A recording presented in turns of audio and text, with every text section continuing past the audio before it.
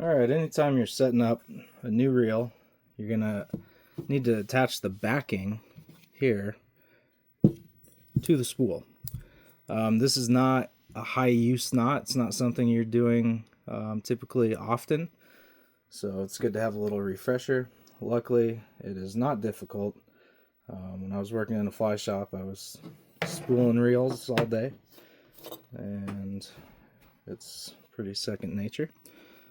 But it's something anybody can do at home.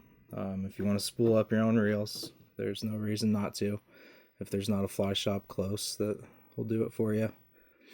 First thing you're going to do, I do a double overhand knot.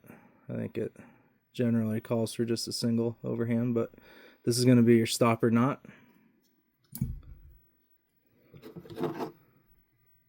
And then go ahead and cut that. I just leave a little tag on it. And then we're going to feed this through the spool.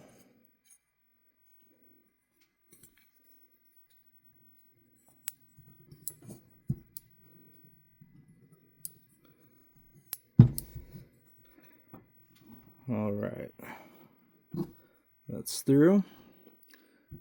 And now here we go ahead and we do just one wrap here.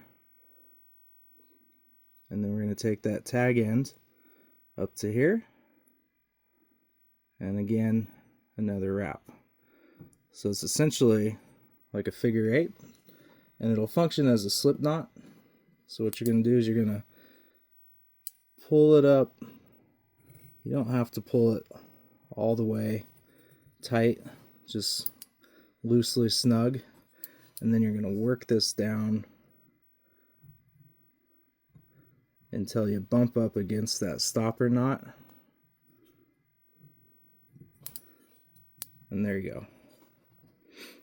And that's it. That's the arbor knot.